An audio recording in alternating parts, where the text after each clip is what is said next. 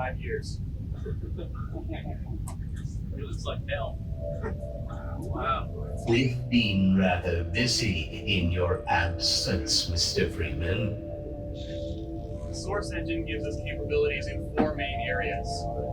Believable and realistic human beings, graphics that were previously impossible outside a Hollywood movie studio, an integrated materials and physics system that create an unprecedented level of interactivity, and artificial intelligence that welds all these things together into an experience gamers have never had before.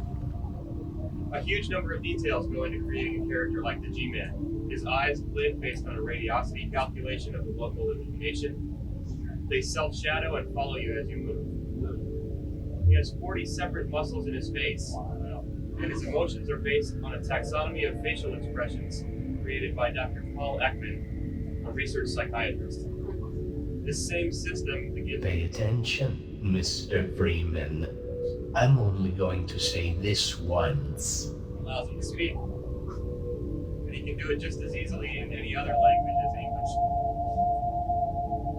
那么，看来我们是没有合作的机会了。 The character technology gives us a broad emotional palette to draw upon. So you'll really hate your enemies in Half-Life 2, fear for yourself and your friends, and maybe discover a few new feelings along the way.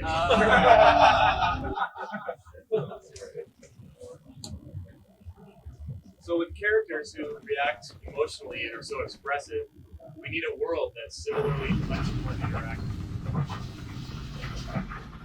The world of Half-Life 2 is very dynamic. Any surface can have its displacement map altered dynamically along with its collision model.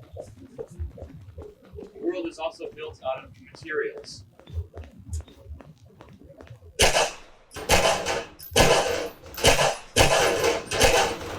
It looks like wood, then it sounds like wood, scrapes like wood, floats like it, and if you shoot it, it'll fragment like wood. Materials in the physics system interact with each other, so a set of steel drums floating will behave exactly how you expect.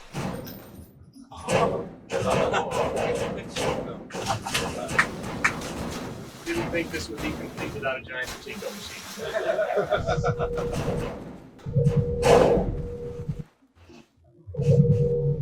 You have constraint base.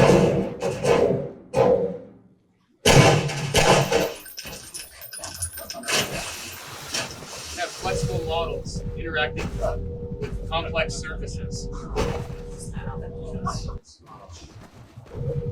There's no limitation on the complexity of those interactions. So it's this level of believable and consistent interactivity that opens the door to a wide variety of new gameplay mechanics. This will run on my 486.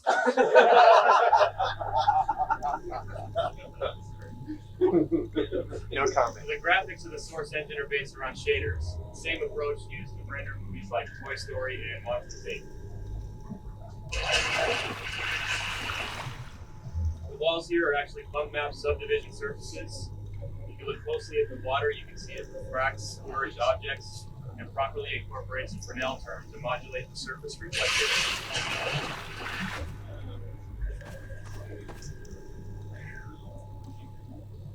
Here you get a sense of the wide variety of visual effects that are possible out of the source.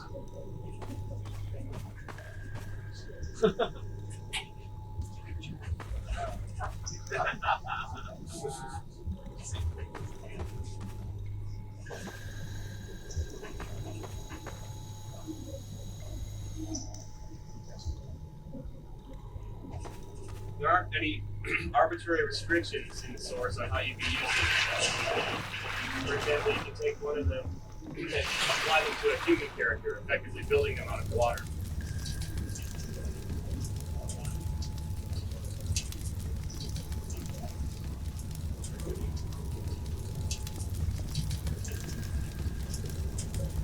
The source also gives us complete control over the outputs and inputs of the system, which we can use in some surprising ways.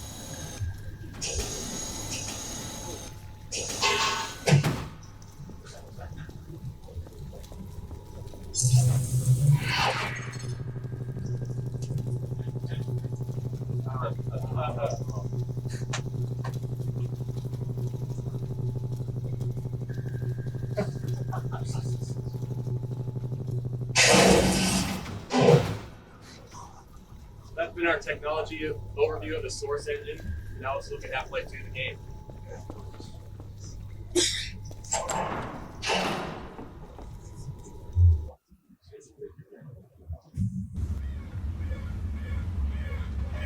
Stuff won't get unemployed. Does that mean I have to upgrade? Might be time. That spreadsheet ran so well.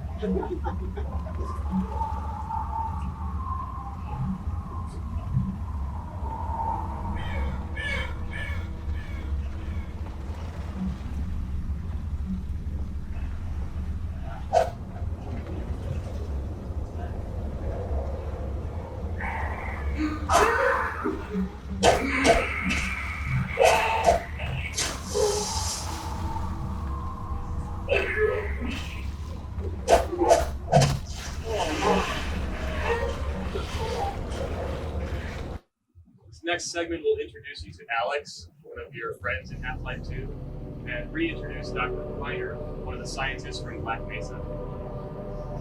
Gordon? Gordon, snap out of it. You're staring at me again. Warming up nicely. Are you sure you don't want me to swap out the polarizer? That's not necessary. Just checking for potential modular interference in the interstices.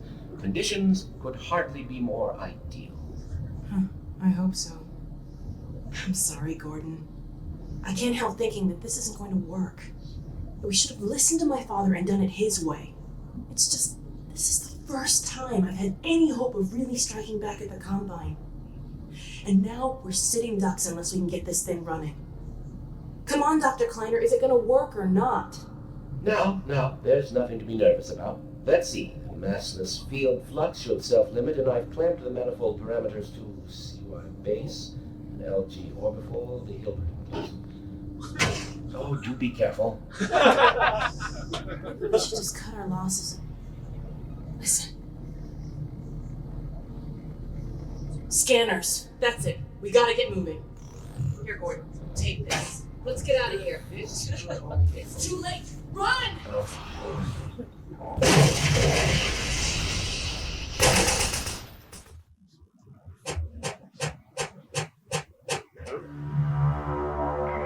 Here we're in an old part of town outside City 17, one of the main locations for Half-Life 2.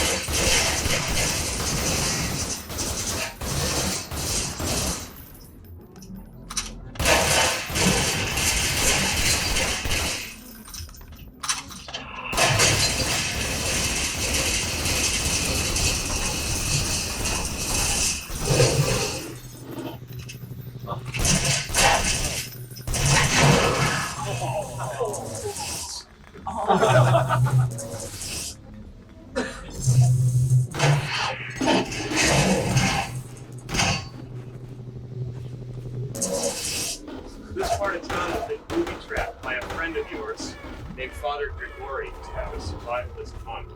He's left traps all over the place for you to make use of.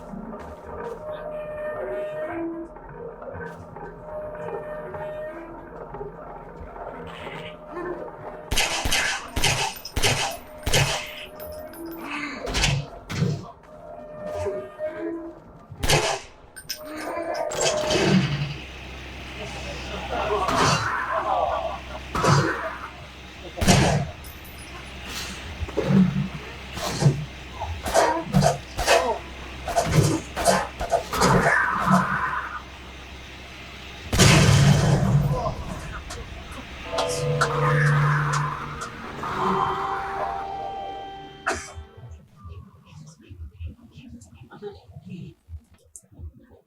you get a look at some of your allies fighting alongside you. Remember when we thought Black Mesa was as bad as it could get?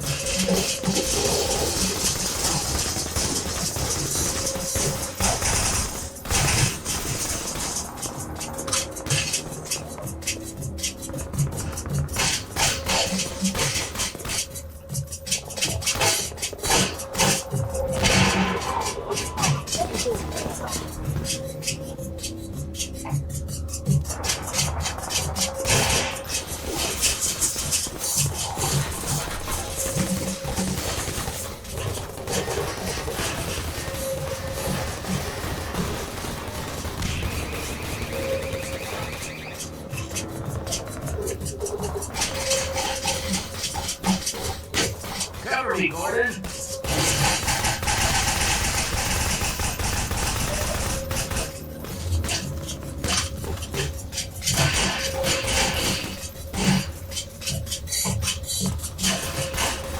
Emphasize that these are not scripted sequences. The AI is determining when your allies choose to advance and how to best help you out in combat.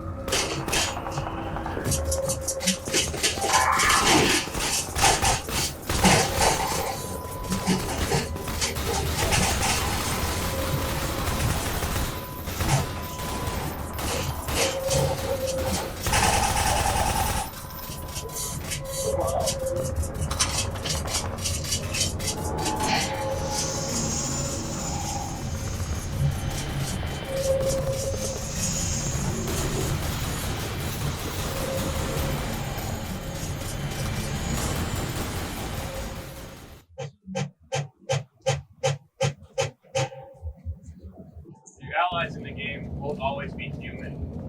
And in this segment, some of the less intelligent aliens have been fooled into thinking that you are one of their commanders.